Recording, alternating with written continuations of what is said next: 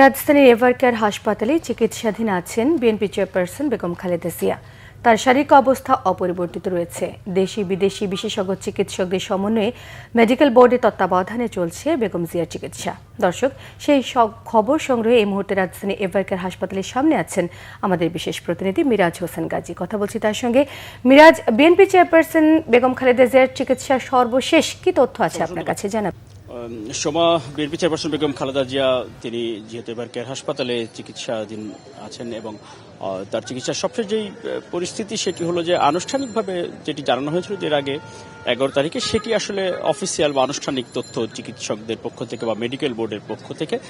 তারপরে আমরা যেটুকু জানতে পেরেছি, আমরা সেই অনুযায়ী অর্থাৎ ওনার চিকিৎসার সাথে যারা সংশ্লিষ্ট আছেন তাদের কাছ থেকে যেটুকু তথ্য পেয়েছি যে ওনার শারীরিক অবস্থা আসলে আগের মতোই আছে। ওনার শরীরের যেই কিডনি, ফুসফুস সহ অন্যান্য যেই সমস্যাগুলো যেগুলো ছিল সেগুলো যেহেতু সচল রয়েছে, কার্যকারিতা আছে এবং কার্যকারিতা আগে যেমনটি ছিল তেমনই আছে।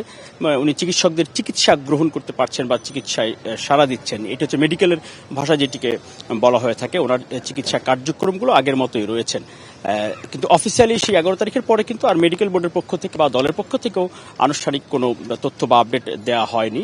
আজকে বিকেলে সন্ধ্যার আগের দিকে বিএনপি চেয়ারপারসন বেগম খালেদা জিয়ার পুত্রবধূ বিএনপি ভারপ্রাপ্ত চেয়ারম্যান তারেক রহমানের সহধর্মী ডাক্তার জুবাইদা রহমান তিনি এসেছেন। তিনি নিয়মিতই আসছেন এবং শাশুড়ির চিকিৎসার খোঁজ খবর নিচ্ছেন। প্রতিদিনই তিনি আসছেন এবং উনি এখন এখানে চিকিৎসকদের সাথে তিনিও সমন্বয় করছেন, দেশি বিদেশি চিকিৎসকদের সাথে তিনিও জানছেন। তবে এখন যেটি বলা যায় যে আসলে যদি একেবারে সাদামাটাভাবে বলতে হয় যে বেগম খালেদা জিয়ার অবস্থা অপরিবর্তিত রয়েছে। বিদেশে নেয়ার ব্যাপারে ওনার শারীরিক যে উন্নতিটুকু দরকার সেটুকুর বিষয়েও কোনো আপডেট যেহেতু নেই, দেশে আপাতত রেখে চিকিৎসা দেওয়া হবে, সেটি আসলে এখন পর্যন্ত বলা চলে যে ওনার স্বাস্থ্যের সবশেষ পরিস্থিতি।